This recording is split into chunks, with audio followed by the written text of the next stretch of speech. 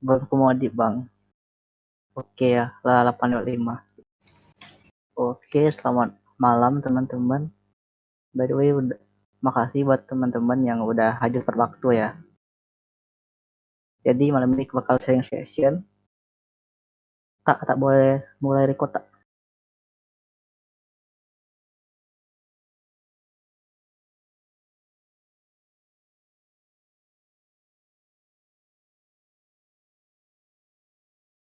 Oke, oke, selamat malam. Jadi malam ini akan aku lakukan ini sharing session terkait Road to MSIB Batch 3. Jadi outline yang akan dibahas pada malam hari ini adalah pertama, apa itu MSIB? Kedua, kenapa kita harus ikut MSIB? Yang tiga, persiapan sama pertimbangan kita. Yang terakhir, perbandingannya dengan kerja praktik. Oke, first, apa itu MSIB? Jadi seringkali kita dengarkan di kalangan mahasiswa tuh sering menyebut MSIB itu merdeka kan, padahal MBKM dan MSIB itu dua hal yang berbeda. Pertama itu kita kenali dulu apa sih itu MBKM atau kampus merdeka. Jadi MBKM itu panjangannya adalah Merdeka Belajar Kampus Merdeka. Jadi MBKM itu program persiapan karir yang komprehensif yang tujuannya tuh untuk menyiapkan generasi terbaik Indonesia. Komprehensif kan, jadi keseluruhan. Jadi kampus mereka ini kayak paling besar program yang disediain oleh Kemdikbud, menteri kita yaitu Nadiem Makarim. Nah, di balik kampus mereka itu sendiri ada banyak program. Salah satunya tadi MSIB. Nah, jadi program-programnya adalah program yang coming soon atau akan dilaksanakan semester depan sepertinya. Itu ada banyak. Pertama itu ada Bangkit. Kedua itu ada ISMA. Ini Persatuan Pelajar ke Luar Negeri. Terus kampus pengajar. Terus ada Kementerian ESDM Gerilya. Terus ada Membangun Desa atau KKN Tematik. Terus ada Pejuang Muda Kampus Merdeka.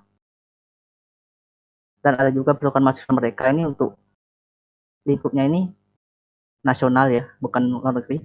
Terus ada proyek kemanusiaan, riset atau penelitian, dan wirausaha merdeka.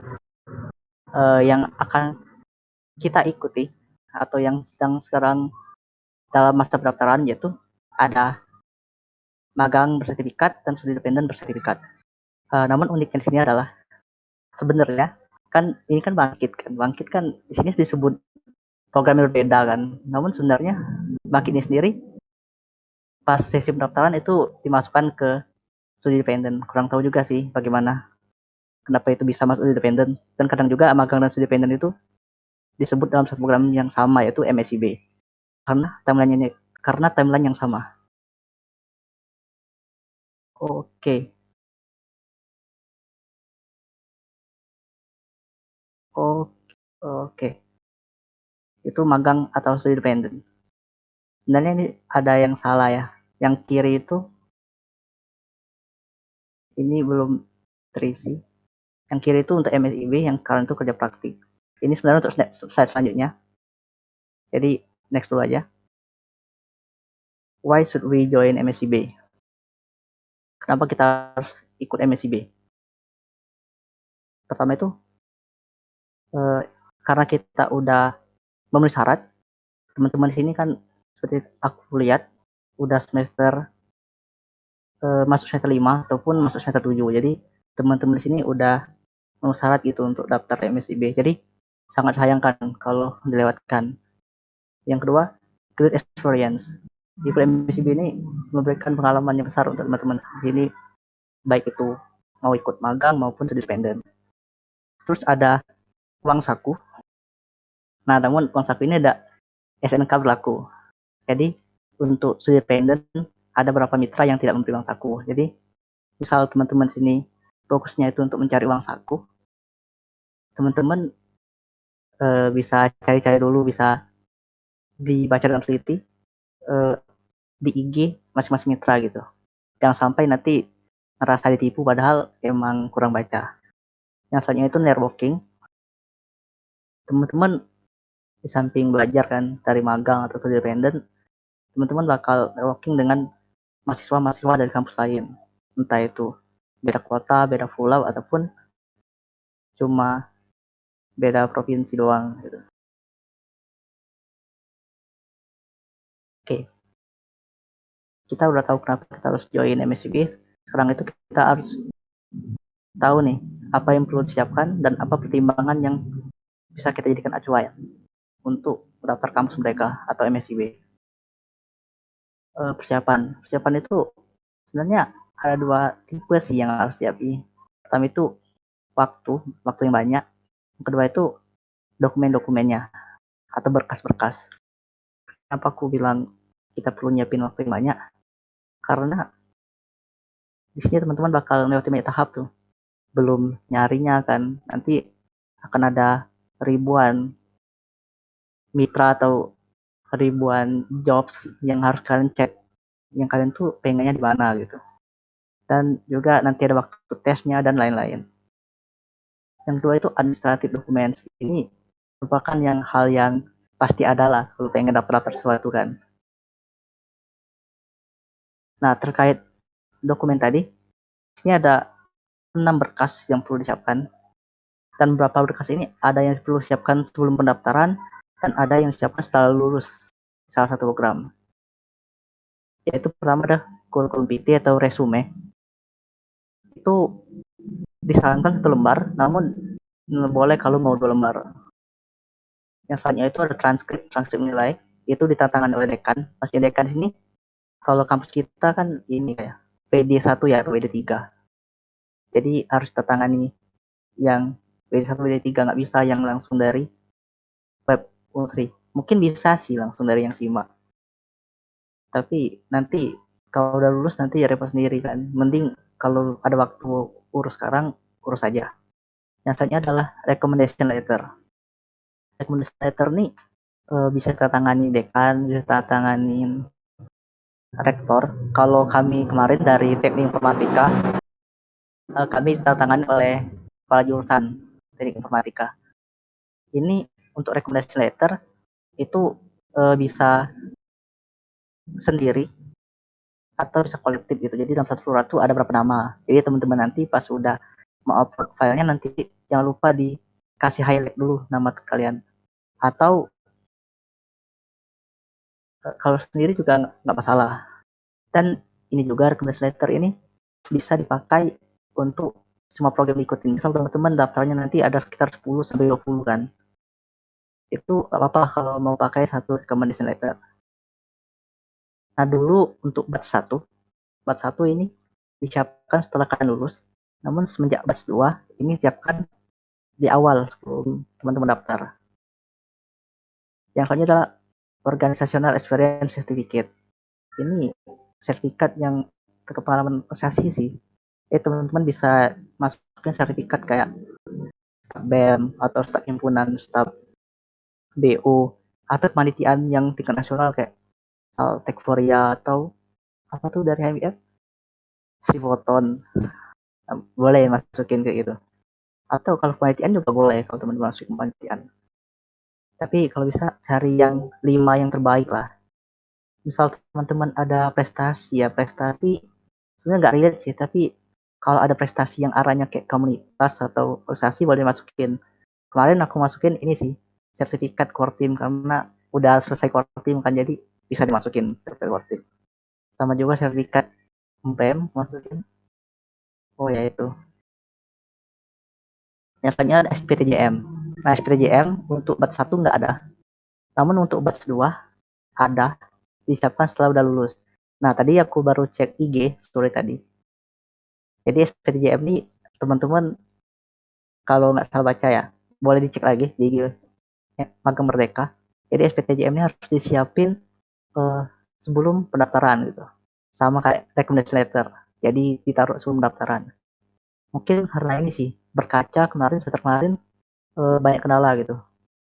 Mahasiswa-mahasiswa banyak telat, banyak kesusahan untuk urusnya karena dadakan juga kan SPTJM untuk batch 2 kemarin. Jadi batch 3 ditaruh di awal. Nah, namun jangan khawatir untuk SBTJM rasanya rekomendasi letter juga udah ada template-nya gitu, udah dikasih tahu di IG. Teman-teman bisa dicek di IG Bangka Merdeka nanti. Yang selanjutnya additional documents, ini tergantung mitra sih. Ini bisa juga teman masukin buku tabungan teman-teman. Kalau teman-teman yang dikasih uang saku kan. Nah, FYI kalau teman-teman dikasih uang saku, buku rekening pakai itu BRI. Itu nggak harus dibuat sekarang sih. Nanti kalau udah fix lolos dan udah fix dapat uang saku, langsung buatlah. Oke, tadi udah ada preparation ya. Apa yang perlu siapin ada berkas dan segala macam, ada waktu dan lain-lain. Sekarang ini ada consideration atau pertimbangan yang perlu teman-teman perhatiin untuk daftar MSIB. Pertama itu, apakah target teman-teman tuh ngincar company-nya atau ngincar career path-nya? Ada dua tipe kuliah. Sebenarnya dua tipe ini ada di aku sih. Jadi teman-teman tuh nyari yang di company yang kelas unicorn lah atau lah udah series B atau series A untuk startupnya. Kayak misal, wah aku pengen daftarnya Tokopedia, Grab, Bukalapak gitu. Jadi teman-teman filternya itu. Jadi walaupun teman itu kuatnya tuh di back end kan, tapi ternyata eh, Bukalapak bukanya cuma data science. Teman-teman tuh daftar-daftar aja, yang penting buka apa gitu. Nah, atau teman-teman yang career path, misal aku nih senangnya ML kan, jadi nyari tuh yang di mana aja tuh ke ML, entah itu misal kayak Tanihub atau Genius atau dan lain-lain kan, walaupun kecil tetap daftar gitu. Atau juga bisa hybrid, kayak lihat juga apakah perusahaannya itu besar dan lihat juga apakah cocok dengan career path. Aku kemarin hybrid sih, aku lihat juga company, aku lihat juga career path, nyesuaiin aja sih. Yang penting teman tuh kalau bisa cari yang benar-benar mau teman tuh work atau incaran teman-teman gitu, jangan penting lulus gitu, soalnya sayang buat yang lolos. Yang kedua itu semakin banyak program yang kamu daftar, semakin banyak tugas, semakin banyak pula tes yang akan kalian dapatkan nanti. Nah, jadi misal teman-teman daftar 10 nih, kemungkinan besar teman-teman tuh dapat tes 1 sampai 10 gitu. Itu seterusnya kalau teman-teman daftarnya 100 kan nge-spam. Itu siap-siap aja nanti kalau dapat tesnya banyak dan mungkin tabrakan waktunya. Itu balik lagi teman-teman pertimbangannya bagaimana kan. Apakah mau dites semua atau ada dikorbankan. Itu balik lagi ke teman-teman. Saranku boleh banyak, namun kalau bisa dikasih limit lah supaya teman-teman tuh bisa fokus gitu, bisa mempersiapkan. Yang selanjutnya adalah selalu mempersiapkan worst case scenario. Kenapa aku mention worst case scenario? Jadi kita tahu sendiri kalau Unsri itu masalah ngambil KRS dan lain-lain itu kan lebih dulu kan daripada kampus Merdeka, daripada MSIB. Nah, jadi pasti teman-teman pasti ada yang kuliah seminggu dulu atau 2 minggu dulu. Ya teman-teman tuh siap dengan skenario nih, skenario bagaimana SKS teman-teman mau diambil kalau teman-teman lolos, dan gimana kalau nggak lolos mau gimana gitu. Jangan sampai teman-teman tuh terlalu pede kan, nggak masalah sih pede atau overestimate dengan diri sendiri, namun takutnya nanti bakal repot dan membuat nilai teman-teman anjlok. Nah, kalau aku kemarin karena aku udah udah udah cinta banget sama ML kan, jadi ya walaupun konversi nggak versi kuliah itulah. Jadi ternyata pas keluar list konversinya kan dari yang aku ikutin, oh cocok, jadi nah gas. Kalau bisa sih enakan yang carpet gitu, misal kayak teman-teman misal ada yang senangnya sistem terdistribusi kan, jadi teman-teman tuh ambil aja kuliah sistem terdistribusi, terus pas MCB cari yang relate misal kayak cloud computing atau apa. Nanti ternyata pas lolos, ternyata yang udah kuliah 1 minggu 2 minggu itu ternyata konversi kan, jadi tinggal bacot aja sama dosen kayak, assalamualaikum pak, aku tidak mengikuti perkuliahan lagi karena udah konversi, tinggal gitu aja, nggak repot. Yang jelas benar-benar persiapin skenario gitu untuk SKS semester depan bagi teman-teman yang pengen ikut, biar teman-teman tuh nggak kelabakan gitu. Next consideration lanjutannya adalah ini. Jadi ini berdasarkan true story ya, aku sendiri. Jadi teman-teman hanya memiliki 2 kali maksimal untuk ikut MSIB. Jadi karena aku ikut 2 kali, jadi kondisiku lagi ke depan. Jadi ya itu tadi, itu kenapa aku bilang jangan asal lulus, karena kesempatan itu cuma 2 kali. Teman-teman tuh harus cari yang benar worth gitu. Atau cari yang ngasang standar rendah lah. Jangan sampai yang penting ngambil apa aja deh, yang penting dapat. Tahunnya dapat, nggak nikmati dan ternyata nggak ada uang saku kan. Jadi gagal total kan. Yang penting teman-teman tuh buat timbang matang. Dan kadang juga ada juga program yang nggak ada uang saku itu yang bagus gitu. Kadang kayak aku bener-bener pengen dengan suatu program walaupun nggak ada uang saku gitu. Jadi aku tetap puas walaupun nggak ada uang saku. Teman-teman tuh berpertimbangan gitu. Uh, Program yang bagus ada uang saku atau program yang bagus banget namun nggak ada uang saku. Jadi buat pertimbangan kayak gitu. Jadi kemarin banyak sih pertimbangannya, kayak nyesuaiin karir path, terus unicorn juga kan, unicorn cari ngotak juga kan karena aku anak IT kan. Jadi pas daftar unicorn, kalau unicornnya ternyata nggak buka yang IT ya nggak daftar aku. Jadi kemarin itu sekitar 10 sampai 20 lah aku daftar. Lumayan diskon tes sih, sekitar sampai 5 sampai 10 lah diskon tes.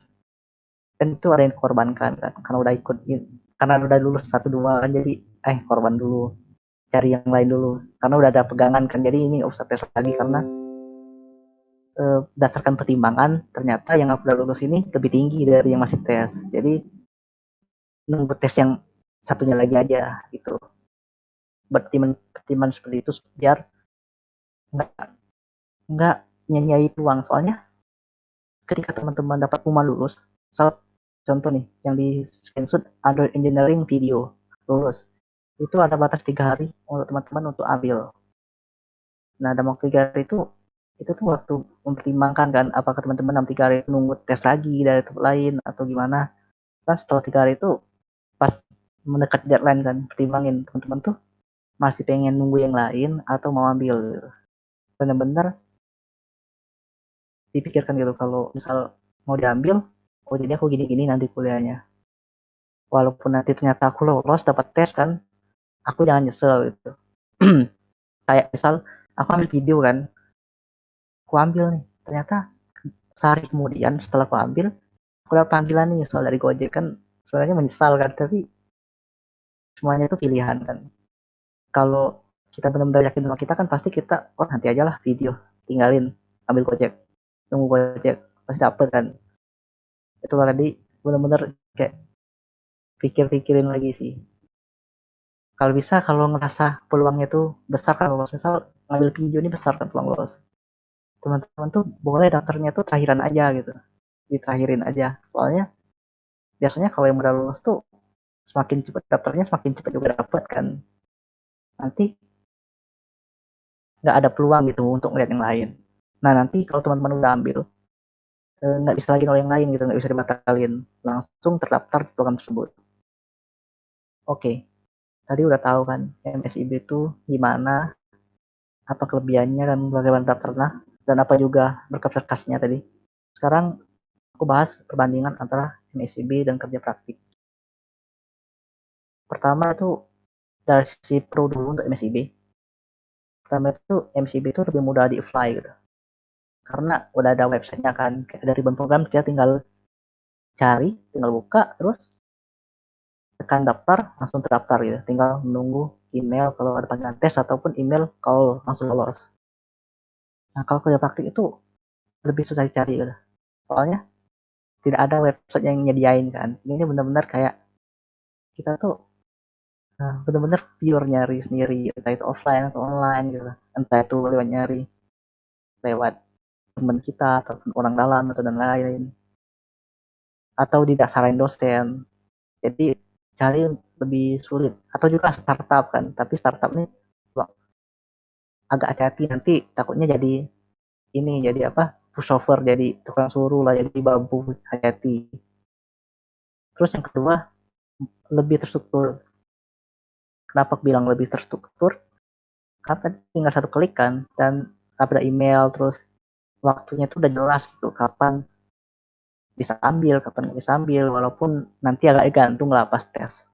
Sedangkan kerja praktik ini bener-bener oke-okean sih kerja praktik ini, kayak kalau dia lagi butuh cepet balas, atau karena orang dalam mungkin lebih cepet di ACC gitu.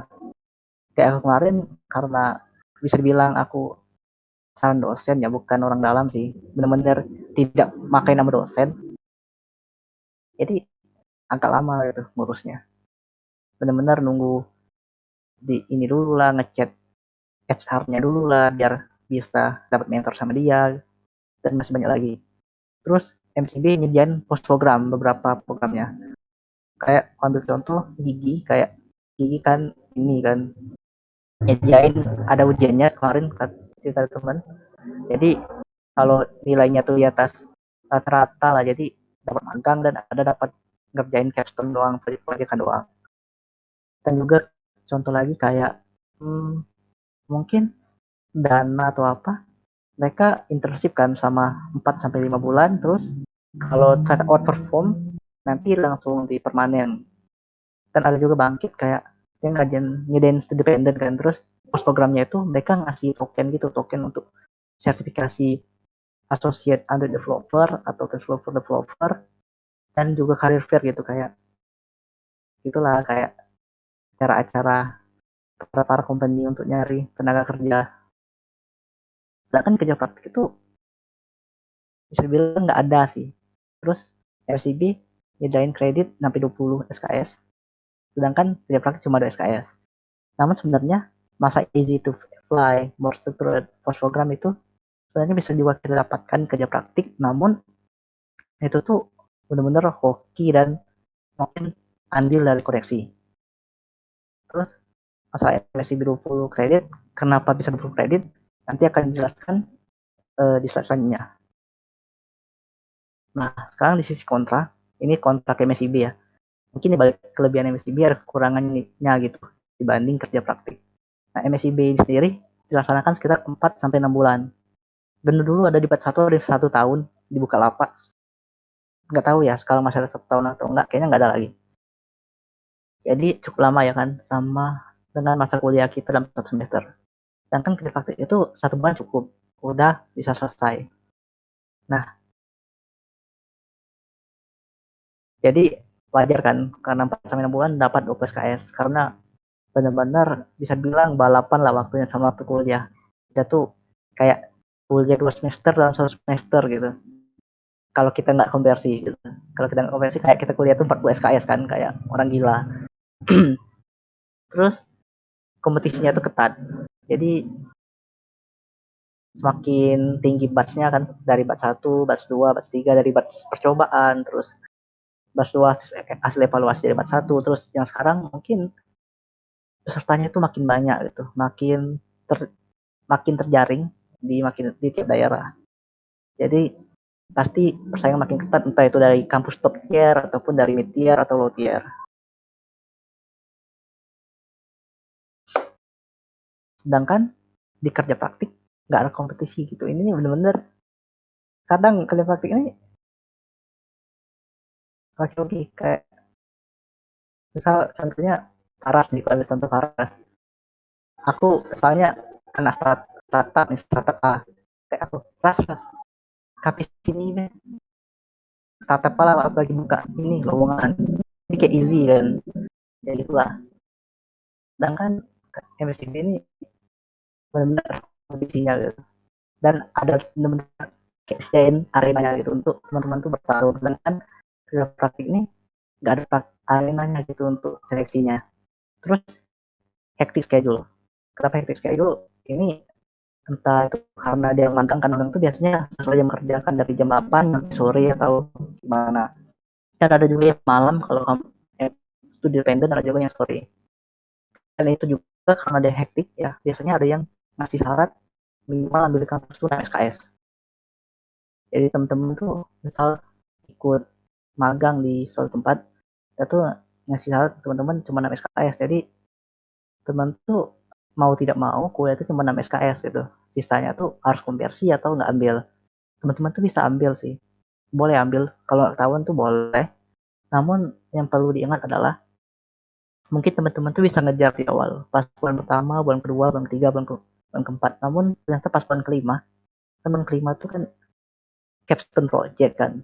Magang tuh lagi capstone project, lagi project kan, udah mau laporan, terus dari kampus juga mau ujian nih. Nah itu siap-siap aja kuat atau enggak gitu. Ujian sambil capstone, sambil ngujian di kampus kan, ngurus biar A, terus harus mereka juga ngurus biar konversinya A semua. Itu benar-benar capek banget di sana. Mungkin bulan pertama kedua, bisa lah 60 SKS, bisa bagi waktu. Namun pas bulan terakhir tuh meninggal, anjir 3 project sekaligus. Gitu. Nah sedangkan kerja praktik ini lebih banyak waktu kosong gitu. Kenapa? Karena kerja praktik ini biasanya dilakukan sebelum perkuliahan kan, pas libur-libur ini lah kan kayak teman-teman ngurus. Atau ada juga yang sambil kuliah teman-teman kerja praktik, namun jarang sih. Kalau online bisa kan, tapi kalau offline nggak doable berapa. Terus MSIB butuh effort lebih lah karena perlu SKS kan, karena pasti ada yang apalagi semester 5 nih rentan susah konversi sih, apalagi bukan AI. Jadi sedikit tip buat yang AI itu konversi bisa jadi aman, lebih mudah. Jadi kayak aku semester 5 kemarin aku bener-bener perlu SKS kuliah, jujur perlu SKS. Jadi kayak tadi kan bulan pertama keluar tuh masih bisa nih ngikuti, pas bulan akhir tuh benar-benar menggila kan, butuh effort lebih. Jadi sampai setitik kan, udah lah penting kelar gitu. Kan tahunnya kelar, alhamdulillah. Nah, sedangkan dari praktik ini lebih mudah dapat A. Apalagi kan kalau enjoy kan kerjanya kan cenderung mudah A sih. Kalau B itu baik lagi ini sih, bisa dibilang kurang hoki sih. Atau di laporannya kurang bagus penyusunannya. Tapi singkatku kalau nggak salah ya, nanti boleh dikoreksi oleh Faras, kerja praktiknya yang ngasih nilai dari mentornya dari perusahaan sih. Nanti bisa dipakai langsung dikasih aja ke kampus. Jadi biasanya baik sih mentornya, masa kan mentor jahat kan. Bener kan Ras? Dari mentor dari perusahaannya kan ngasih nilai kerja praktik. Dari mentor sama dari dosen. Wah, double ya. Jadi dari mentor terus per dosen habis sidang. Oh ya, terus kerja praktik ada sidang kan? Kalau mereka nggak ada sidang, ataupun nggak tahu kan, entah evaluasi dari jurusan mungkin nanti ada sidang. I don't know. Untuk sekarang masih belum ada sidang untuk MSIB. Jadi buat teman-teman yang takut sidang, bisa ambil MSIB. Karena sampai sekarang belum ada aturan yang menyebutkan kita harus sidang. Yang selanjutnya itu too risky. Yang kerja praktik nggak terlalu beresiko karena cuma ada SKS kan, bisa ngulang kan, dan nggak mungkin dapat E. Teman-teman tuh kalau nggak ngumpul laporan tuh nggak dapat E, dapat F. Dan itu tuh bisa ngulang semester depan. Sedangkan MSIB, teman-teman tuh berat sih. Kan ngambilnya barengan kan. Misal 24 SKS lah, 20-nya ke versi. Misal teman tuh anjlok nilainya 20. Misal teman-teman mutusin nggak ambil konversinya, teman-teman tuh ya semua 20 SKS tadi, mau nggak mau. Kalau teman-teman ambil D kan, jadi kayak teman-teman tuh kalau udah nyemplung harus serius gitu. Kecuali teman-teman tuh emang ngomong, emang nyambil gitu, nyambil kuliah, nyambil kampus mereka, karena kayak aku nyambil aja nih biar kalau semisal kampus mereka nilainya jelek, ada nilai di kampus nih yang nutupin. Bisa juga sih, walaupun sekarang nggak disarankan sih, nanti takutnya nggak bagus karena multitasking itu sebenarnya jelek, jangan dibiasain. Oke, sekian aja sih, mungkin nggak banyak yang aku samain tadi karena aku mungkin sengaja nggak banyak biar lebih banyak di sesi Q&A. Oke, masuk Q&A session. Bagi teman-teman boleh langsung nanya dengan open mic atau boleh kirim pertanyaannya di open chat, nanti saudara Paras akan bacakan. Thank you.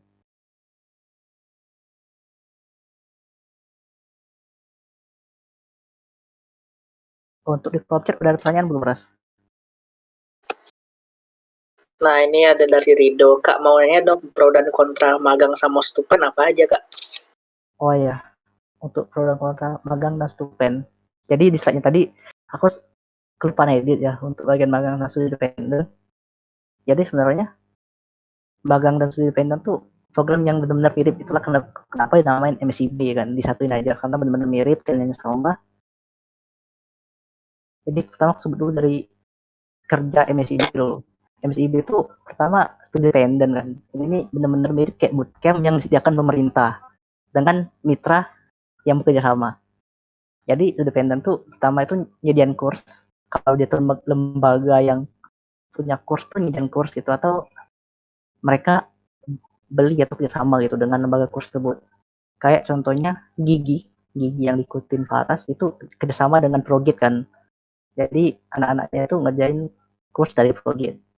Selain itu juga, selain ngerjain di kurs, ada sesi namanya kayak, kalau di Bangkit nyebutnya itu ILT, mungkin kalau di Gigi nyebutnya itu synchronous session atau apalah itu, banyak sebutannya. Jadi sesi yang bener-bener bukan nonton kurs doang, bukan baca-baca doang, namun belajar gitu sama mentornya kayak kuliah biasa lah, namun yang lebih teknikal dan bisa dibilang kurikulumnya tuh terbaru lah.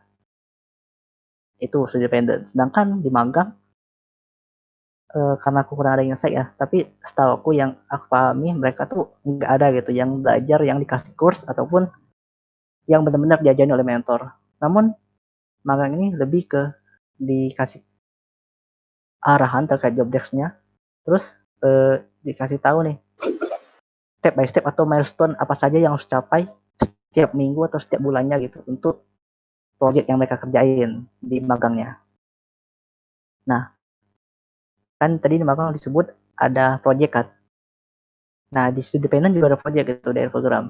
Jadi sama-sama ada proyek kan. Bedanya magang ini dari awal ngerjain proyeknya, kalau independen nih 2 bulan terakhir atau 3 bulan terakhir baru ngerjain proyeknya. Dan dua-duanya ini punya mentor. Mentornya ini bisa bilang sama-sama bagus atau bagus magang, bagus independen, ini tergantung dari mitranya ya. Ini juga hoki-hokian lah, gacha. Mentor kan gacha kan. Tapi biasanya tiap mitra itu masang standar lah buat mentor mereka. Mungkin bagi teman-teman itu jelek kan, tapi sebenarnya itu bagus, cuman pembawaannya aja gitu yang kurang baik buat teman-teman. Yang selanjutnya, eh, dari segi uang saku, magang pasti dapat uang saku. Kalau independen tidak seperti batch 1, batch 2 dan seterusnya, mungkin hanya beberapa mitra yang ngasih uang saku. Jadi kalau teman-teman yang ngincer uang saku, kalau nggak mau terlalu banyak baca, ambil magang aja deh. Kalau independen harus teliti kalau pengen ngincer uang saku.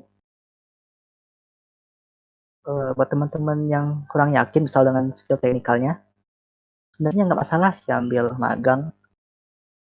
Namun yang perlu diingat adalah kalau teman-teman ngerasa kurang ya di skill teknikal, ngambil magang, kurasa untuk kuliahnya di kampus itu bisa dikurangin sih. Untuk SKS-nya kayak nggak terlalu banyak ngambil SKS karena butuh waktu buat teman-teman ekspor kan gitu. Dan satu lagi, ini pro kontra studi independen magang. Studi independen ini biasanya ngambil waktunya tuh sore atau malam, dan ada juga yang pagi sih. Ada juga yang pagi sampai sore, ada juga yang cuma seminggu sekali. Itu tergantung mitranya, tergantung bagaimana mitranya ngatur waktu. Kenapa ada yang seminggu sekali, ada yang tiap hari? Kalau ambil contoh kayak yang tiap hari, dari studi independen A lah ya, nggak bisa sebut nama. Ini inisialnya ini aja lah, B atau O, B atau O. Jadi mereka tuh tiap hari meet karena mereka tuh nggak dikasih course gitu. Jadi nggak ada bacaan sendiri, cuma PPT doang kan. Jadi wajar lah kan mereka meet tiap hari. Sedangkan contohnya kayak Gigi atau Bangkit itu seminggu sekali kan. Karena wajar sebelum mereka meet itu mereka udah ngerjain kurs duluan dalam 6 hari sebelumnya. Jadi wajar kan dari kurs 6 hari terus meet sehari untuk merekapnya. Jadi itu tergantung dari mitranya untuk alokasi waktu. Kan biasanya ngotak sih harus mereka tuh kalau MSIB sore ke malam, karena ingat mahasiswanya tuh ada yang kuliah juga. Sedangkan magang ini dari pagi sampai sore jam kerja. Namun yang salah ada magang yang cuma meet-nya pagi doang, cuma masuk 15 menit, yaitu daily stand up doang. Kemarin aku dapat cerita dari ini core team tuh kemarin, dari Alvin. Jadi pas dia online kemarin, dia magang di ini, software engineer di Tokopedia. Jadi dia tuh meet-nya tuh tiap hari, namun dia tuh cuma 15 menit doang tuh di awal, cuma daily sync gitu, kayak jelasin gitu gimana progres dia dan apa kendala dia pas ngerjain projectnya gitu, dan apa yang bakal dia lakuin hari ini gitu. Jadi cuma 15 menit doang gitu meetnya.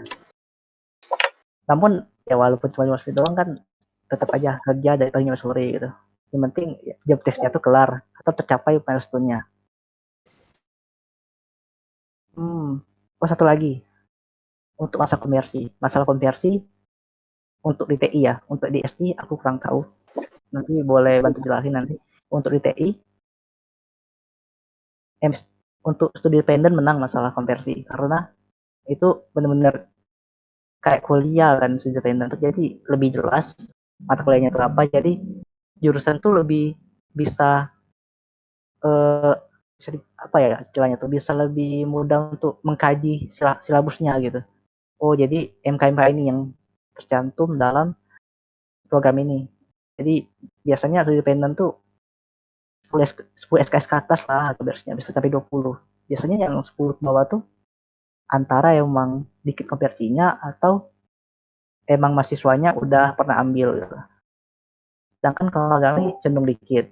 Contohnya eh, story ini kayak adu apa, adu koneksi. Jadi teman aku yang magang di data scientist di Bank Indonesia, dia tuh konversinya tuh nol. Pertama nol tuh dia tuh semester akhir. Kedua cerita walaupun dia bukan semester akhir, konversinya tuh tetap nol karena nggak ada mata kuliah yang relate.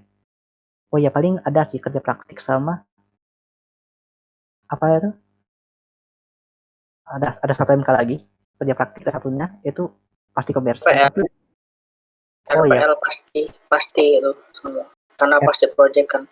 FPL ya, wah itu jadi itu pasti konversi kan, jadi ya karena si terakhir kan udah kelar itu, jadi nggak ada konversi lagi.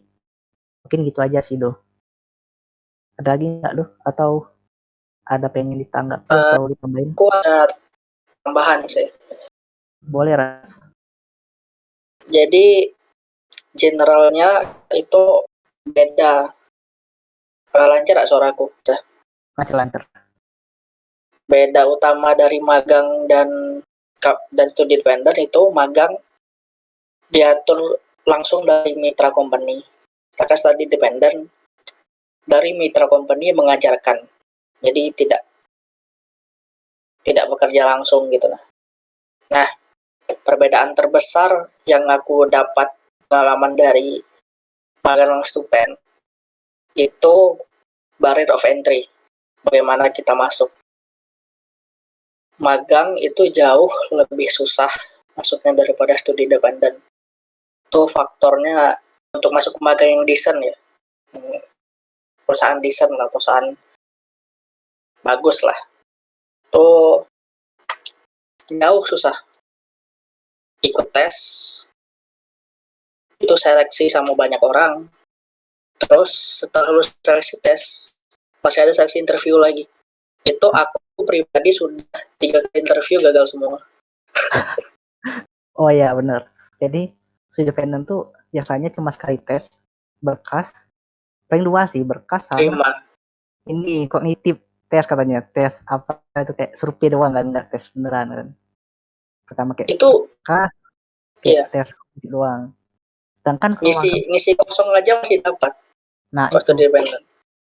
magang itu Itu masih dapat. sangat-sangat rendah ya.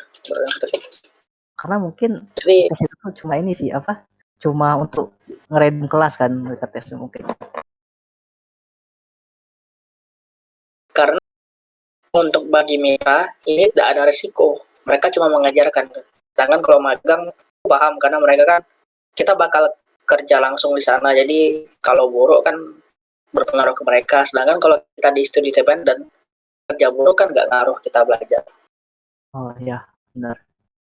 Aku sangat nyaranin studi independen sih untuk misalnya cari duit gitu kan, atau KS. Karena magang itu memang sangat susah. Kalau lihat dari zaman kita jangan kemarin itu, dari berapa total yang ikut Dikit jangan 50 yang dapat 2 berapa atau 6. Itu misal sangat ya benar. Dan terus magang tuh dan yang dapat pun yang emang sudah pro kan, kawan Alvin kan. di top 10 ya. Dia memang sudah dia memang sudah top. Memang Jadi barinnya sangat tinggi. benar. Nah jadi magang tuh kalau misalnya template-nya tuh tesnya tuh 4 tahap sih template-nya tuh. Ya 4 atau 5 lah. Pertama tuh berkas, kedua tuh ini nih biasanya tes coding dulu biasanya. Tes coding atau tes di Kaliber atau di HackerRank tesnya tuh. Jadi teman-teman bisa belajar yang dari HackerRank. Biasanya HackerRank sih. Apalagi yang HackerRank kemarin tuh Tokopedia pakai HackerRank. Tokopedia pakai HackerRank. Sedangkan Gojek pakai Kaliber. Gak tahu sih kenapa padahal mereka di GoTo tapi beda platform. Iya. Dana pakai HackerRank. Dana HackerRank juga ya. Bukalapak juga HackerRank. Nah, jadi teman-teman bisa pakai HackerRank sih. Nah, setelah tes coding tuh ada 2 interview nih. Entah itu HR interview dulu atau user interview dulu. Nah, user interview tuh langsung dengan mentor kita. Mentor tuh berperan juga sebagai user karena dia yang tahu apa bakal yang dikerjain oleh anak-anaknya kan. Nah, kalau kemarin aku sebenarnya ini mungkin sedikit kas balik cerita pribadi. Jadi sebenarnya aku kemarin barengan dengan Alvin tesnya dari berkas terus tes coding terus interview kan. Interviewnya tuh SR interview aku sama Alvin. Nah, aku interview duluan terus baru Alvin. Nah, taunya Alvin dapat duluan kan di satu interview kan. Nah, aku udah ragu nih, tahu-tahu dapat email dari Bangkit dah. Karena aku udah ragu kan kok bisa kan Alvin duluan kan dapat interview lanjutan, aku enggak kan. Jadi ya aku langsung ambil tek Bangkit kan. Dan bener ternyata udah lulus. Karena emang ini sih kaget sih. Ternyata lebih ke back end sih role yang kemarin. Bayangin kan, role-nya tuh back end, aku wawancara bilang aku tuh bisanya di MML. Karena jujur kan. Yang emang kayak gitu sah. Kayak iya bener ya. Nanti aku bilang bisa di tiket pun iya, aku SL interviewnya lah dibilang kan, itu kau masuk tim apa, tech payment. Oke, tahu-tahu nggak di email lagi. Sedih. Sedih. soalnya nanti bilang perlu back end, tiba-tiba tanya back end nggak bisa jawab kan, nanti di blacklist. Oh ya misalkan jujur sih soalnya apa info katanya ada kayak data pooling kayak kumpulan data gitu dari company besar gitu, kayak mereka tuh udah ngumpulin gitu siapa aja yang pernah interview, siapa aja yang pernah tes gitu. Jadi saya teman-teman tuh jangan bohong lah, takutnya udah ngecek ikut bohong kan di blacklist gitu secara nggak langsung. Soalnya ada yang pernah di blacklist, apalagi bank tuh sering blacklist sih ceritanya, kan blacklist bank. Nah itu aja sih, jadi saran aku Aneh sih. S5 magang boleh, tapi kalau teman-teman pengen nyantai, pengen banyak konversi, MSIB dulu sih. Biar semester 6 nanti Dan banyak sih, tinggal sisa kan semester 6 bisa magang semester 6. iya. Dan tes magang itu banyak dari hacker atau lead code. Jadi untuk ngelatihnya kalian bisa ikut yang kayak HMF Code League dari Kak Arya kan. Itu tiap bulan ada. Tuh, atau ya explore sendiri di lead code, hacker rank, code force. Aku sering ketemu soal yang mirip sih. Yes. Apalagi di hacker rank. Di lead code biasanya mereka coba pas aja. Iya, soal kita umat tuh ini sih Fisbas sih yang paling sering masuk. Soal Fisbas itu pasti masuk sih. Dan dari pengalaman interview ya, mereka nggak lihat benar atau salah codingannya. Mereka nanti pas interview bakal nanya why, kayak kenapa kau buat 2 array di sini, kenapa pakai pointer ini, kenapa ini. Jadi mereka mau tahu jalan pikiran. Jadi ya kayak yang di tiket tuh bilang, interview pertama itu tuh aku dikasih kode aku ini salah terus itu aja. kenapa gini, jelasin, tahu-tahu lolos HR kan. Alhamdulillah. Cuma pas di HR gagal ya. Sedih. Jadi Itulah sih. nggak perlu sesuatu benar. Asalkan jalan pikirannya sesuai dengan yang mereka mau. Itu aku udah tahu mereka mau apa. Oke. Oke, itu aja ya. By the way, ada pertanyaan lagi nggak Lasti kalau chat, atau Rido kalau pengen nambahin boleh sih open mic. Kalau ada sih dari Naya. Kak mau nanya kalau KP apa ada kemungkinan kita bakal ditempati di bidang lain selain TI? Kalau dari aku sih bukannya KP pilih sendiri ya. KP pilih sendiri sih, singkatku. Iya, Dan jadi bisa pilih sendiri sih mau pengen kerjanya di web atau apa kan. Nah, paling ada sih komen-komen itu yang kayak kita daftarnya tuh web atau terlalu general gitu kayak software engineer kan. Ternyata pas masuk suruh jadi apa? Network engineer misalnya tiba-tiba. Itu bisa protes aja sih, bilang aja sih kalau nggak cocok sama job desk. Itu hak kalian gitu nuntut. Kalian kan udah ada CC kan. Jadi menurutku hak kalian gitu kalau pengen bilang gitu. Yang jelas hati-hati sih milihnya pas KP. Apalagi iya. startup sih. Startup kalau bisa hati-hati sih startup. Startup tuh mungkin mudah dapet, tapi yang paling hati-hati itu dengan kata-kata iya. Kalian tuh jangan mudah ngomong iya lah kalau kalian kerja sama startup. Nanti banyak kerjaan kalian pasal iya iya. Itu aja sih. paling paling aman KP itu tanya ke dosen kayak mereka ini ada teman-teman kakak itu misal Kak Gerald ini kan sama Bu siapa Bu Mastura ada Iya. nanya kan Gerard, Bu Gerard ada buka KP gak. Nah di situ kalau ada masalah bisa lapor ke dosen bisa apa kan enak jadi tanya aja Pak Pak siapa lupa aku namanya siapa pembimbing aku bisa suka hilang Pak Os. saya Pak Os itu banyak proyeknya itu maaf jangan kasih tahu keluar ya. Astaga. Iya maaf aku lupa lama gak ketemu dia banyak proyeknya tuh banyaknya tuh aku sangat nyaranin aja Benar-benar. jangan kasih tahu aku lupa namanya blacklist aja nggak di TTD aja skripsi. Oh ya, jadi break topik. Jadi yang tadi itu pilih sendiri, terus timnya juga pilih sendiri. Terus masalah untuk ditempatkan yang selain IT itu baik teman lagi sih. Bagaimana cara teman-teman tuh nyampain proposalnya. Soalnya sekarang ini udah ada proposal yang template. Jadi kalau bisa kalau teman-teman pengen spesifik itu di suatu bidang, proposalnya tuh bisa diedit lagi sih. Mungkin itu aja.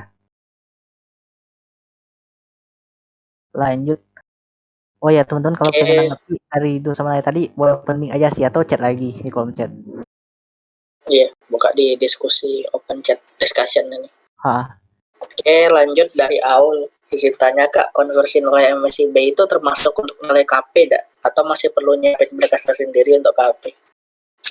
Oh ini jadi kelebihan MSIB sendiri tadi ini KP auto konversi. Mau teman-teman ikut magang atau independen, KP itu pasti konversi. Jadi kalau misalnya teman-teman daftar MSIB nih, anggaplah apa lah ya, random lah banyak, misal orbit data science misalkan, teman-teman tuh pasti dapat KP. Kenapa dapat KP? Karena di MSIB itu ada namanya Captain Project kan, project akhir. Nah project akhir tuh dianggap sama dengan KP. Jadi pasti dapat KP sih. Yang jelas sampai sekarang, sampai semester ini sih belum ada kabar sih kalau MSIB itu harus sidang. Cuma ada laporan doang sih. Dan laporannya tuh udah template-nya, jadi easy sih. Jadi boleh sih MSIB dulu kan. Nanti kalau dapet baru ngurus KP. Soalnya banyak juga sih yang nggak kayak gitu modelannya. Jangan kayak aku kan, aku KP tapi kalau dapat MSIB dapat laporan. Karena konversi. Laporan kampus mereka doang jadi. Jadi aku ninggalin tim aku kemarin laporan. Itu aja sih. Beban sih. Boleh lanjut. Iya, kalau dari aku sih ya benar dari MCB sudah bisa KP langsung. Tapi ya tadi kan nilai itu lebih susah di MSIB daripada di KP. Jadi dari aku sudah selesai KP duluan sebelum ikut MSIB. Jadi ya sudah A sih, jadi tidak perlu mikir lagi MSIB nanti nilainya ngapain. Ada yang nanya lagi nggak, Ros? Tidak ada. Oh, oke. Aku lihat di CV Mana nih? bentar lagi. Web session. Oke, aku mungkin bakal liatin CV ya. Bukan sombong sih, pengen liatin doang sih. Nah, jadi CV itu sebenarnya nggak ada format khusus. Mau pakai apa kan? Mau kalian tuh pengen desain bagus-bagus ataupun mau modelnya mau gimana pun itu bebas kalian. Jadi kamu kemarin aku lihat di IG udah lama sih. Mereka tuh IG maka mereka tuh mention ini ATS friendly gitu. Jadi ATS tuh apa sih paling ATS? ATS. Automatic testing system atau aku lupa apa yang ATS friendly. Jadi ketiklah applicant tracking system. Jadi ATS friendly. Jadi CV-nya tuh yang lebih mudah di tracking gitu. Jadi kan kita tahu kan yang apply tuh ribuan kan. Jadi mereka tuh pengen gimana caranya tuh mereka simming doang tuh udah kelihatan tuh mereka nih skillnya di mana kan. Karena banyak perusahaan tuh kabarnya kemarin pas aku dengar pas nonton pas proses project, jadi ada perusahaan tuh karena mereka sulit menyeleksi karena mungkin daftarnya tuh terlalu banyak kan, mungkin udah ratusan ribu, jadi mereka tuh cut off-nya tuh pakai jalur universitas. Jadi kayak oh ini top tier kan, jadi langsung diambil yang top tier doang, jadi kan sangat sayangkan kan. Jadi mungkin salah satu usaha kita biar mempermudah HR untuk reviewnya, jadi maka yang ATS friendly tadi. Jadi ATS friendly itu yang nggak banyak desain. Jadi kayak gini sih contohnya, ini bukan template khusus, lebih kayak yang biasa pakai. Jadi ada profile, jelasin profile kita apa aja, terus ada experience. Experience ini bisa isi studi pendek yang pernah diikuti atau tempat KP kita. Nah ini belum isi lagi karena belum selesai. Terus ada education nih tulis aja sih ngapain aja di kampus. Tapi nggak usah banyak, kayak tulis aja key performance sama accomplishment aja. Apa yang paling berkesan lah gitu. Dan ada certification, ada skills, ada volunteering. Nah volunteering ini bisa masukin ke organisasi teman-teman. Di sini aku masukin cuma GDSC kan, padahal aku juga ikut BEM dan lain-lain. Namun karena aku mikirnya ini harus 1 sampai 2 lembar, jadi aku bikin 2 aja sih yang relevan ke teknologi kan. tambah bentar, organisasi itu volunteering itu harus diisi bagusnya yang berkaitan sama tech kayak ini, core team mobile sama lead kan developer. Kalau yang di luar tech itu sangat tidak disarankan karena nambah-nambah lain yang bisa diisi yang lebih berguna gitu. Benar. Mungkin kayak gini aja sih. Untuk format itu bebas sih mau gimana pun. Sebenarnya kalau teman-teman mau desain juga nggak masalah, soalnya kan apalagi kalau teman-teman pengen nge-fly kayak UI designer kan, pengen membuat HR-nya tuh match kan sama desain kita, jadi lewat resume atau CV kita kan nggak masalah kalau yang desain. Namun baik lagi ke role tadi, kalau teman-teman pengen developer kan ya gini aja juga cukup, nggak usah desain kan. Nah terus kemarin aku ikut kelas ya di satu program yang ikuti, katanya ini sebenarnya nggak harus LinkedIn sih, ternyata value LinkedIn itu lebih bawah dibanding GitHub. Teman-teman boleh masukin GitHub dulu LinkedIn, karena yang paling penting itu untuk seorang developer tuh GitHub-nya dulu sih, kan GitHub-nya itu kan apa aja isinya. Atau boleh juga masukin link hacker, tapi nggak terlalu sih, yang penting GitHub dulu sih berapa. Mungkin sekarang segini aja sih CV. Untuk Iya, template mungkin nggak kasih, tapi bisa cari aja sih, soalnya udah banyak sih template-nya di luar. ditambah kalau yang mau desain itu bagusnya kasih contoh portofolio mungkin terpisahkan. Oh iya benar. Ya. Dan salah satu yang aku dapat dari cutting kita kan, jangan masuk-masukkan link. Kayak ininya gimana caranya biar orang baca sekilas tuh udah dapat informasi terbanyak dari CV kalian. Jadi nggak perlu kasih link atau apa. Jelasin aja projectnya dia apa. Nggak perlu link GitHub atau apa. Ya benar. By the way, link yang awal ya apa kan. Untuk profil diri kan apa kan. Nah tapi ini profile. Sih untuk CV itu sendiri, teman-teman tuh boleh masukin apa aja. Maksudnya kalau teman-teman merasa udah expert nih di Java, boleh tuh ditulis Java expert. Kalian tuh jangan takut ngerasa ya aku nih belum expert. Tapi kalau teman-teman udah ngerasa expert, apa tuh expert? Namun yang masalahnya nanti misal teman-teman lulus, teman-teman tuh harus buktikan nanti pas sesi interview atau sesi ngoding gitu. Di sana tempat teman-teman buktiin, teman-teman tuh bebas mau masukin apa di CV-nya. Masalah dianggap jujur atau bohong itu tuh nanti ada arena sendiri untuk kalian buktikan. Itu di interview nanti ditanya nih. Nah, biasanya tuh pertanyaan interview itu ini sih kalau teknikal. Pernah nyelesain masalah apa aja dulu pas kerjaan project. Masalahnya itu apa dan bagaimana cara nyelesainnya. Kayak itulah sih. Terus bilang pencapaian terbesar selama di kampus atau apa katanya.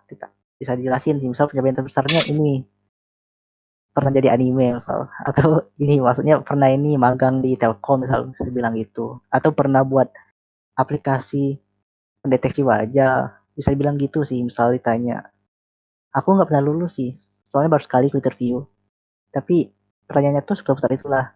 Dan kalau bisa tuh jujur sih, jujur, dan bagaimana caranya teman-teman tuh nyampein cerita tuh singkat namun padat. Itu aja sih, formatnya tuh bisa ngikutin format STAR sih. Situation, T-nya tuh task, terus A-nya tuh lupa kok A-nya apa. Pokoknya bisa cari aja STAR ini sih, STAR framework. Aku lupa apa aja panjangannya STAR framework ya. Aku bisa cari aja ya karena aku lupa panjangannya. Oh ya, STAR framework tuh ini situation, task, action, result. Ya teman-teman bisa jelasin situasinya tuh gimana nih, masalahnya tuh gimana, terus apa nih yang harus dilakuin tasknya, terus dari task tadi gimana nih aksi dari teman-teman dan bagaimana hasilnya. Mungkin bisa dibuat kayak gitu sih step by step ceritainnya. Oke, sekian masalah persivian. Oke, aku mau nambah 2 advice lagi. Yang pertama, kecepatan sangat penting, yang dimana kecepatan nge-apply kayak apa, jangan tunggu sampai hari deadline terakhir, jangan, nggak bakal.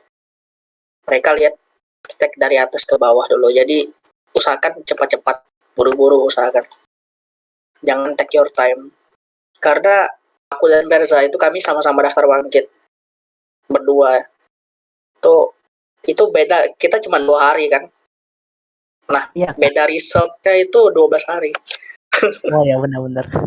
Itu beda 2 hari aja, beda pengumumannya 12 hari.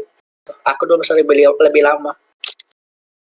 Itu sangat besar. Di Gigih juga kami dibilang gitu. Kalau emang udah telat, itu biasanya nggak dilihat deadline-deadliner. Jadi sangat ini penting ya. Yang pertama dulu. Oke. Terus yang kedua itu apa tadi aku mau ngomong ya?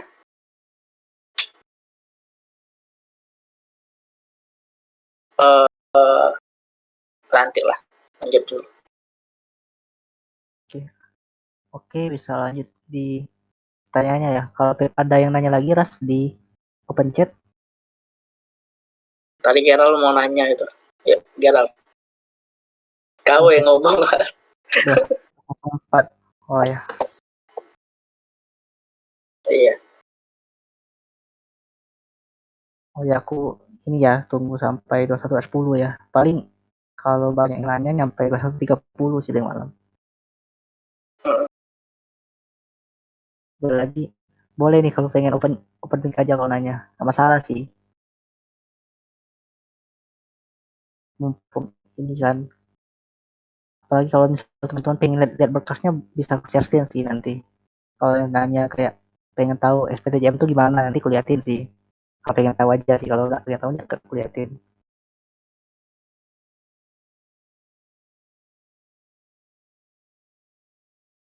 Nah itu ditanya itu SPTJM gimana Kak?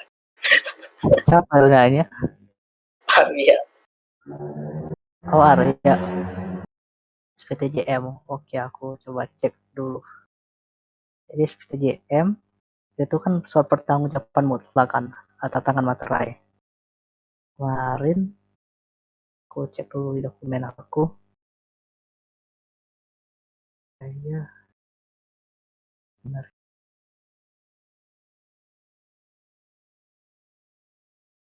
Mana? Wah, terpaksa buka drive aku. Oke, sorry ya guys lama.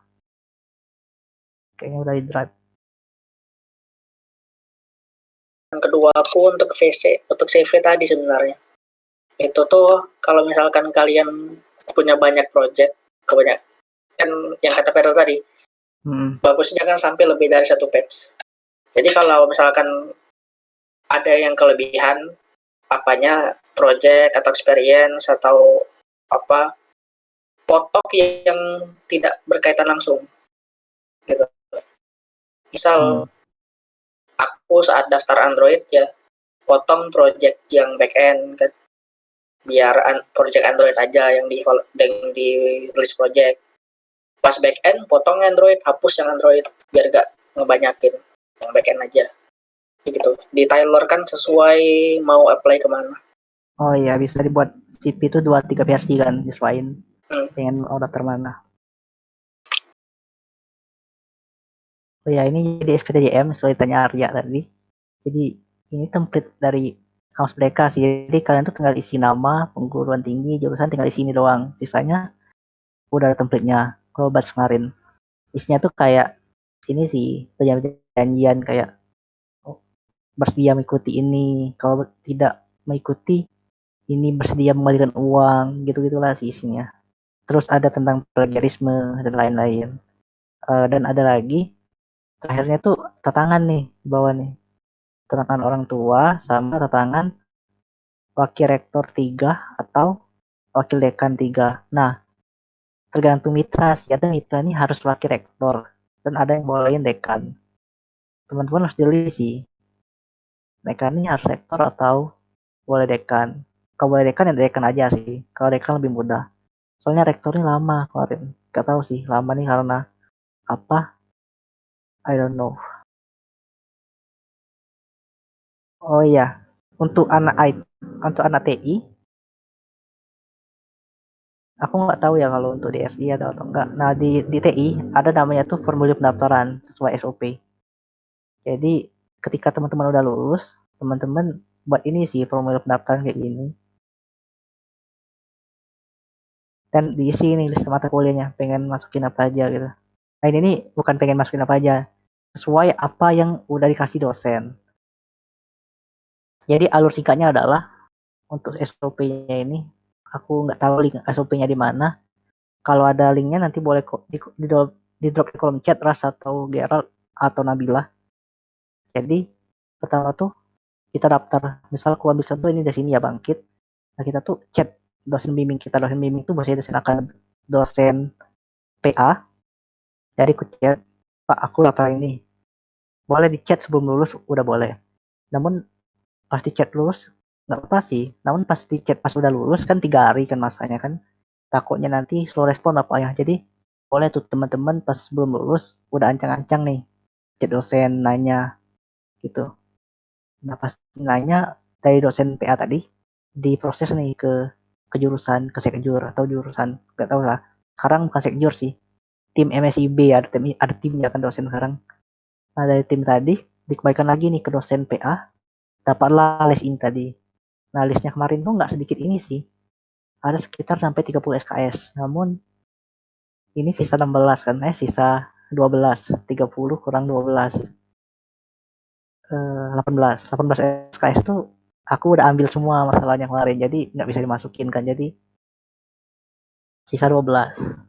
Nah jadi Kalau dapat SMK-nya langsung dibuat kayak gini, tanda tangan SNPA, dikasih ke admin, kelar, tinggal ngikut kuliah. Gitu sih. Untuk SOP-nya mungkin teman-teman bisa cek di web IF Unsri. Tuh ada nggak ya SOP yang sini? Oh, nah ada SOP-nya. Nah ini SOP TI sih.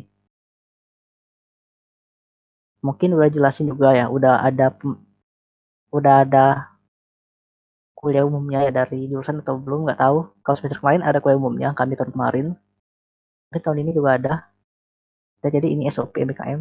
Nah dari mahasiswa kan, oh, bisa di Zoom. Mempelajari program MBKM. Terus ya konsultasi ke kesertaan. Konsultasinya ini ke dosen PA.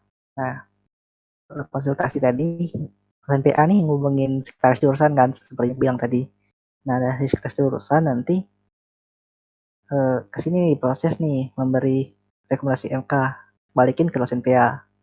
Dosen PA tadi ngasih ke mahasiswa. Nah, mahasiswa kan udah dapet nih list MK-nya, terus mutusin nih pengen ikut atau enggak.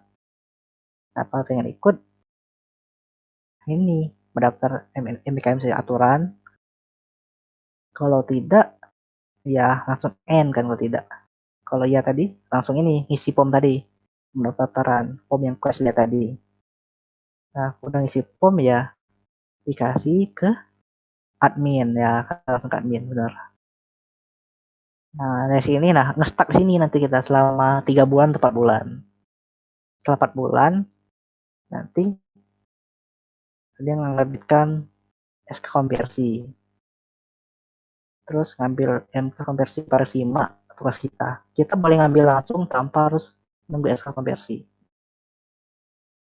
Ikuti program, menyerahkan nilai sertifikat, terus menerima sertifikat dan nilai kan. Nah nilai yang kita dapat dari MSIB nanti dikasih nih ke admin. Setelah dikasih ke admin,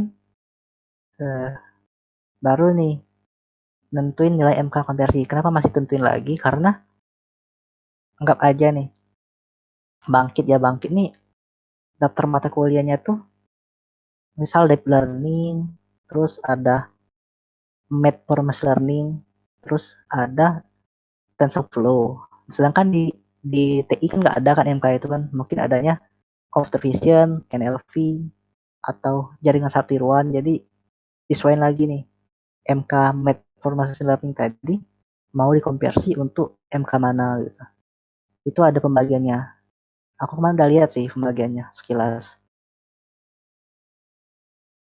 Nah setelah itu baru diinput Simak. Ore, setelah diinput dapat A, amin. Itulah sih. Nah ini mungkin anak 20 udah dapat belum ya? By the way. Kalau belum nanti aku drop di ini sih, aku drop di open chat discussion aja. Oh ya, udah ada linknya juga dikasih daerah. Udahlah, bisa cek gara-gara aja sih nggak apa-apa. Oke, itu aja. Ada lagi nggak yang pengen ditanya? Kalau nggak ada, aku pengen nonton Evangelion.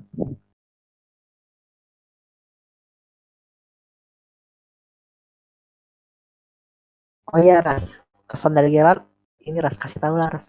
Kerjaan yang disuruh Rizky sama Pak Dani. Ngapain? Aku ya. Nah, jadi aku pengen share screen lagi. Mungkin ini simulasi sih bagi teman-teman kalau ikut. Nah, jadi kita daftarnya di sini kan. Daftarnya di sini. Aku coba daftar misal studi independen lah coba. Ada belum ya? Ada. Karena aku udah ikut 2 kali, klik nggak bisa daftar lagi. Kalau udah 2 kali kan. Nah, nanti pas udah lulus muncul notifikasinya di sini. Ya, inilah. Nah, di UTK ini ada laporan harian logbook. KP pun sebenarnya udah ada juga ada sih laporan harian KP. Kalau kalian merhatiin KP itu juga ada laporan harian sama kayak Merdeka. Namun Merdeka nih lebih ada ininya aja sih platformnya aja gitu. Nah, jadi di sini kegiatan aktif ditulis. Ambil contoh aja ini sih. Nah, ini. Nah, jadi kita tuh tiap minggu buat laporan gini nih. Laporan harian. Kalau libur gini, kalau libur.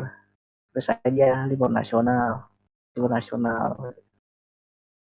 Kalau ini ngisi itu ini tergantung mitranya ngisi mau gimana. Ada mitra tuh nyaratin per hari itu 10 kata, ada yang 20 kata. Ada juga yang brutal kan, sehari satu paragraf. Contohnya kayak gini. Nah, ini contoh yang brutal. Nah, bahasanya pun ini nyesuaiin ke mitra sih. Ada mitra yang harus Inggris, ada yang harus Indonesia, dan ada yang nyarankan Inggris, ada yang ngebebasin.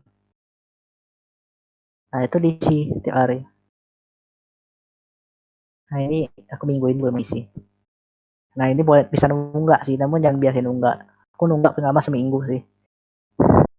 Nunggu apa rekap mingguan lah. Nah, nanti ada laporan akhir nih, kayak gini. Dan laporan akhirnya ada template dikasih. Silakan upload laporan kamu di sini. Ketentuan dapat kamu dapatkan di sini. Nah, teman-teman bisa lihat template-nya tuh di sini. Jadi kayak tinggal isi doang sih. Jadi kalau teman-teman tuh benar-benar ngerjain sendiri, project laporannya tuh kelar sih. Apalagi teman-teman yang biasa ngerjain PKM dan lain-lain, easy lah ini. Aku yang nggak bisa buat PKM pun selesai laporan. Faras pun selesai kan, Ras laporannya Ras? Aku belum. Yang mana? Ini Gigi Ras selesai belum laporan? Belum kan? Oh ya belum. Kan Oh, belum selesai. Karena berorbit berarti. Oh. iya, Nah Agustus jadi, masih. nah jadi ini baru kampus Deka kan. Nah ternyata dari jurusan kita tuh ada nambahin program nih. Jadi dari jurusan tuh ini nih logbook tadi nanti di copy nih, dibuat ke Excel ya rasanya. Nanti tantangannya oleh mentor jadi mentor dari kampus Dekanya. Itu easy sih. Yang tapi yang jadi masalah tuh satunya lagi. Jadi jadi nanti kita tuh disuruh buat vlog kegiatan. Vlog kegiatan selama 1 menit. Ini suruh ini sih salah satu dosen kita yang jadi tim Messi B Pak Dani. Jadi disuruh vlog harian. Vlognya tuh sekitar 1 menit di YouTube. Di vlognya tuh isinya tuh jelasin ngapain aja per hari itu. Dan aku kalau nggak salah ini nih, aku kayak ini nih bener-bener eh, apakah pas yang ada kegiatan yang sinkronus ataupun pas ngerjain kurs juga buat vlog aku kurang tahu. Tapi kalau buat tiap hari pun nggak masalah sih. Mungkin contohnya gini, aku nggak bakal pakai videonya, cuma ngasih contoh aja. Jadi contohnya tuh yang mana ya? Kok aku boleh? Oh yang iki gini, oh, yang gini SC. Salah. Gimana ganti akun?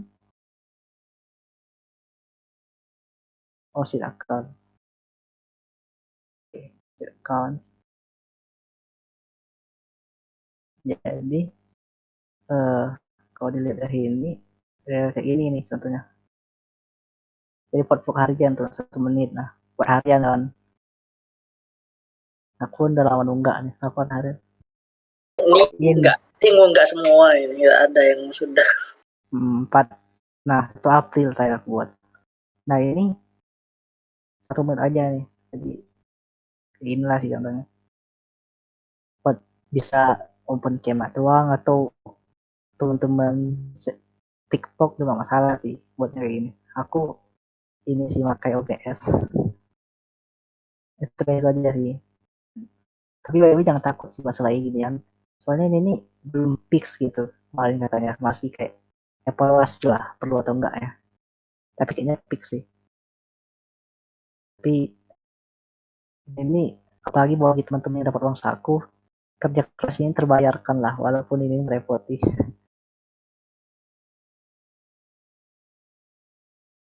Oke. Sama informasi juga yang video sama logbook tadi, ancamannya kalau nggak dilakukan itu nilai Oh, nilai keluar. Kayaknya yang kayak aku kan nyalek HP kan sudah apa beli. Tapi aman guys, itu tuh pasti kelar lah, yakin lah. Kan cuma 1 menit kan. Kan Nggak, bukan cari nilai, kita cari di kampus Merdeka ini yang lebih noble, duit kan. benar. Tapi selesai sih, karena anggap aja kita tuh ikut 5 bulan. 5 bulan tuh ada 4 minggu. 4 kali 5, 20. 20 kali 5 hari kan. Dalam 1 minggu kerja tuh 5 hari. Jadi 20 kali 5, 100. 100 video. Anggap aja satu video tuh 2 menit. 200 menit. 200 menit tuh cuma 3 jam 20 menit. Jadi 4 jam pun kelar kalian tuh buat. Jadi tenang. Tenang, tenang. 4 jam pun kelar. Kalau kalian one take.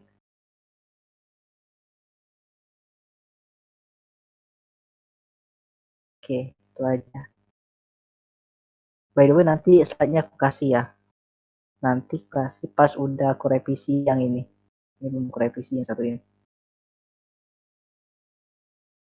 Oke. By the way, mau nanya dong, ini udah mulai pendaftaran ya MSIB? Apa masih ngurus berkas semua?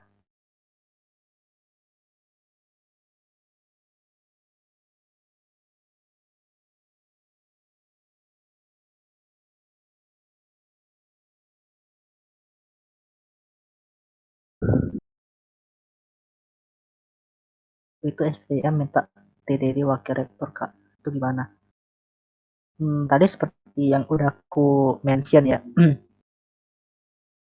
Ada, karena mungkin ini karena batch 2 ya. Batch 2 kemarin kan SPTJM tuh baru muncul pas kami udah lulus kan. Jadi kayak tiba-tiba muncul, waktu deadline itu cuma 3 hari 4 hari. Jadi kemarin tuh dari mitra aku, dari mungkin aku sama Faras, Gigi sama Bangkit, dan juga Gerard sih sama Gigi.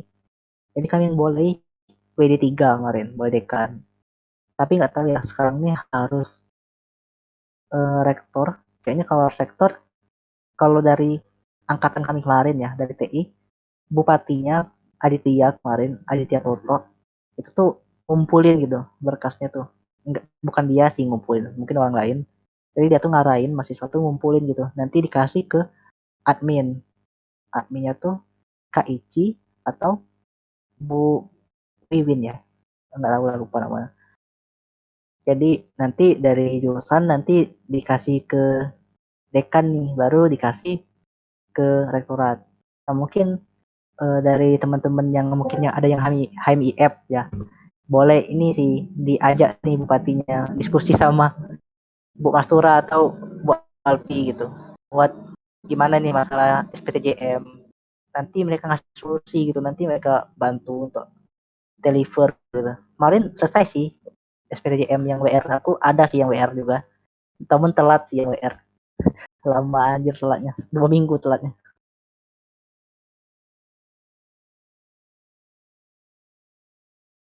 Mungkin boleh diskusiin ke dulu sih, ke himpunan masing-masing sih untuk itu. Kalau kalian pengen kolektif kan. Namun kalau kalian pengen ke langsung ke kan ke rektorat, ke kantornya tuh juga bisa sih ingatku. Cepet atau enggaknya tuh kurang tahu juga. Hmm, itu wajib selesai ya, ya sebelum daftar ya. Harus wajib selesai ya kalian sekarang. Walau wajib selesai. Tambah lama tambah stres ya.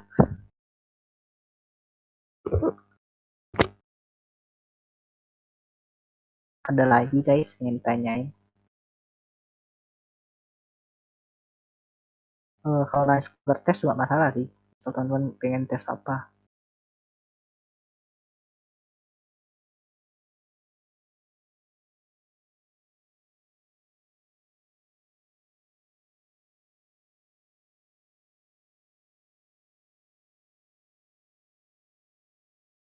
Oh iya, pengen nanya nih. Mat, kamu baru bangkit ini lama atau kemarin magang juga Mat sebelumnya?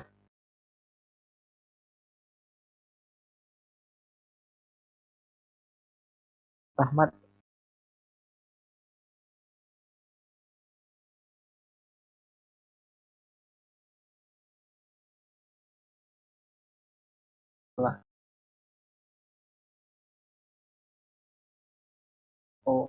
Ada lagi guys yang pengen nanya? Ditunggu nyampe 21.30.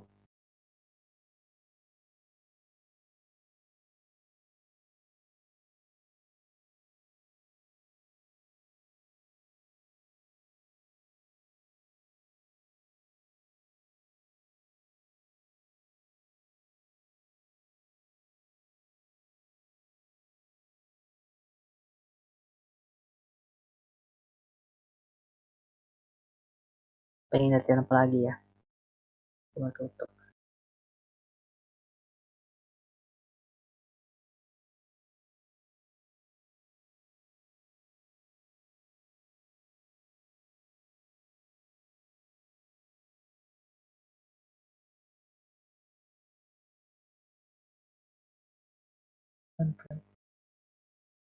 Oh ya, aku pengen liatin apa akhir aja sih mungkin. Jadi mungkin terakhir ya dari aku. Jadi ini contoh laporan akhir. Jadi laporan akhir tuh aku cuma 46 lembar kemarin. Masuk pendek ya sih, karena teman-teman aku ratusan. Jadi sesuai format kayak tadi kan, covernya gini. Itu formatnya itu benar-benar sesuai dari yang dari web kampus mereka tadi. Terus ada ini pengesahan, terus ada tangan dari mentor juga. Ini nih jujur ini nih lebih mudah dapetin daripada dapetin dua ini lebih mudah. Nah, antara dua ini jangan ditanya yang mana lebih cepet, pasti udah tahu sih.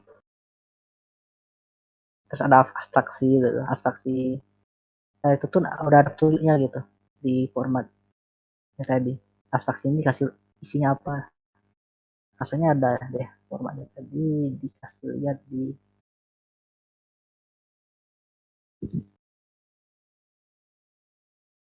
sini. Oke. Nah, dikasih tahu nih, tikusnya ringkasan apa magang kayak gitu lah. Kasih tahu nih, terus ada kata pengantar nih. Dikasih tahu kata pengantar nih apa ditulis. Terus harus terima kasih pada siapa saja yang terkait dengan MSIB ini. Itu. Nah, seterusnya ada terisi. Terisi pun nomornya kayak gini. Satu, satu, satu, tiga. Nah, pas masuk bab 2 tuh malah ada satu lagi. Sampai seterusnya. Dan lampirannya juga gini. Ada dari A1, B1, C1. Gak tahu ya mungkin ada perubahan nanti dari template. Mas Dewi ini belum ada, masih sama. Kayak gitulah. Dan seterusnya sampai bawah. Kayak gini. Mungkin segitu aja sampai. Laporannya menurut aku nggak bener-bener ini sebenarnya kopas-kopas doang laporannya tuh. Mungkin yang benar-benar teman-teman yang benar-benar buat sendiri itu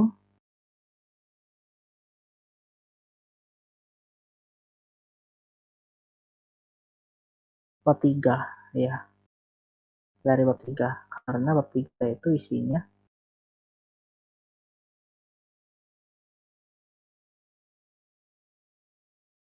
project kita, benar-benar apa yang kita kerjain di project, cuma itu. Sisanya itu benar-benar template sih, benar-benar bisa dicari lah. Ini nih yang benar-benar kita tulis tuh cuma bab 3. Itu aja sih. Paling latar belakang sih, tapi seingatku latar belakang nih, bisa dicari sih di entah itu dari webnya tadi, web Deka, atau udah ada di store-nya atau dan masih banyak lagi. Itu bisa teman-teman dapetin lah. Dari sinilah sih mungkin teman-teman tuh bisa networking gitu sama teman-teman yang lain gitu. Nanya-nanya gitu. Ini nih dapatnya dari mana? Mungkin itu aja sih untuk masalah laporan. Jalanin dulu sih. Seru sih jalaninnya. Apalagi kalau sambil kuliah. Mantap. Oke, balik ke open chat. Ada lagi guys yang pengen tanya? Belum tutup.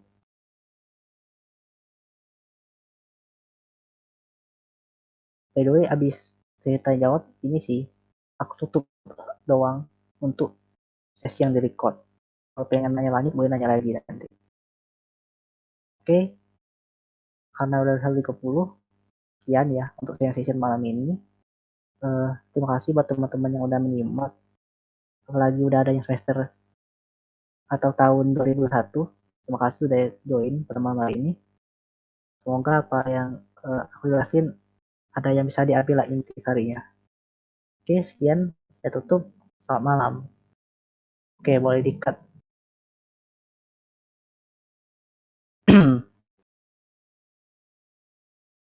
Oke.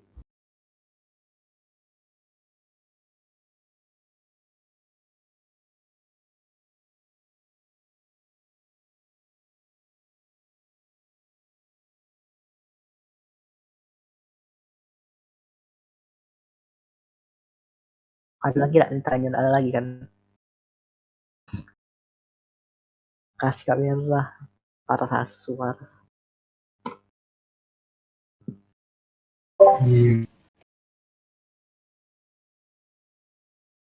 Ras.